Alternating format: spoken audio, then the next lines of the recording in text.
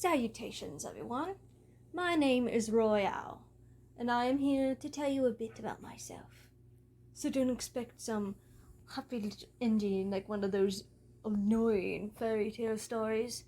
But nonetheless, I'm just here to tell you a bit about myself, so be prepared to listen now, won't you?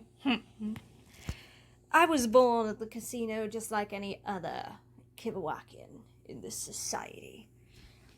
Well, a few years younger than Lucy Lacemaker in Ludwig. As a father, I had always been independent, seeking out my place in the underbirth, surviving on scraps. Having been taken under the teachings of the Inca Shale, who was in charge of the Ruthergush Ink House, where I had spent my first year as her apprentice. Now then, I was actually the most happiest during my father years. But what you would consider teens, I bet. I was always focused on getting the job done. However, there was a setback.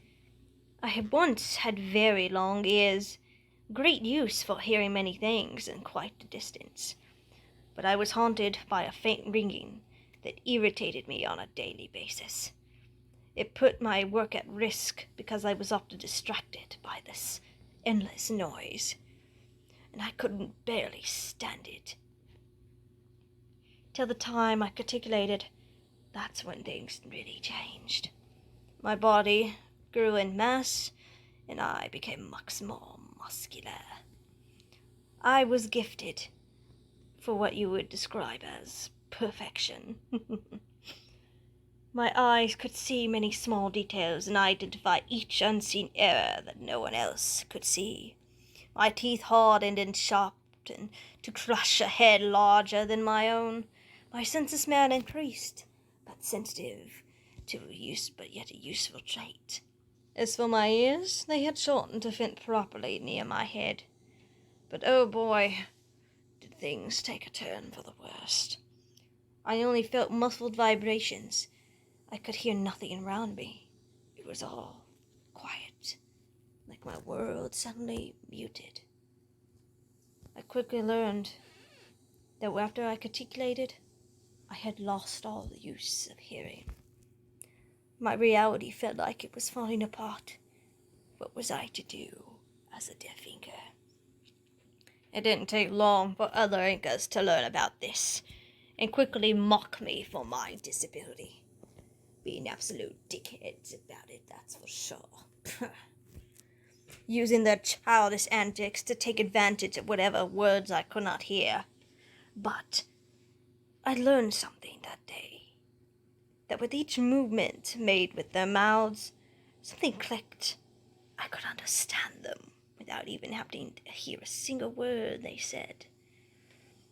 But I myself didn't reply to their awful remarks. I kept to myself the entire time. I was hurt. Only did Shale smack some sense into me when I was talking nonsense about my disabilities. Did things change either for better or worse? It could have been worse. Once a happy-go-lucky Inca of a fowler, I had conticulated into what many have called me a grumpy sour patch. I don't like to smile anymore. I lost all that kind of feeling of joy. It's only a rare occasion where I actually feel like smiling anymore. Any emotion or sadness I had is buried, gone. I had taught myself to readapt to the changes around me, use new ways to defend and fight if necessary. My eyes allowed me to see many things from afar, a fair distance that allowed advantages towards any oncoming attackers that dare approach me. My hands, feet, tail acted as extra senses in the view for a change in the vibrations near the ground. It is assumed that I also may or may not have learned sonar. That's for you to decide. As for my voice, though I may not hear it myself, from what many describe it as loud and thunderous, perfectly made to make others pay attention to me when it is needed, so they may listen, and listen well. to those who belittled me or underestimated me, quickly became overconfident. I do not blame them. They probably kept their place for quite longer than I would have. But within the challenging debate, they would fall by my hands in humiliation, and I would stand in their place. I would climb the ranks and reach as high as I can, building my reputation as the Deaf Inca. Though during my climb to power, I guess you would call that, I did have an admiration for dollies and ocean soldiers. I had dreams of being a dolly, wondering what my life would have been like if I chose such a career. To watch them dance and sing, though I could not hear them, I could certainly read the movements of their lips and the songs they would have been singing if I could hear them. To imagine myself performing the way they do, but I don't think my desires, my knowledge would fit such an elegant career. So I watch from a distance and admire a dead dream. For a soldier, well, it's more out of admiration. I respect the ocean soldiers and how they uphold the laws of Locket. Given a chance, I could offer them interviews for a few Yosh, add them to my collected journals as a personal project. Nothing too politically. It's more like a memory before I no longer have use for it. I became an influencer. I gained a reputation that many have chose to be admired by. With the skills and determined goals that I have reached, I win debate after debate, fight after fight, standing my place in the District of Thumb.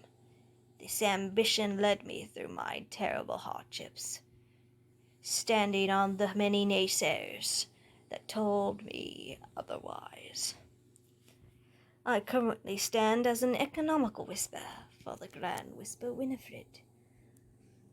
I highly respect the descendants, especially Winifred. Though, odd enough, she has her occasions where she may or may not play with my body when she so chooses to. But that's nothing too important to speak of. I'm more of a political debates kind of kibble-wagon. But if I must fight, I will, and I won't hesitate. But that's as much as you need to know about me. Feel free to ask me any questions, and I'll attempt to answer. For now, darlings, enjoy yourselves. Ta-ta.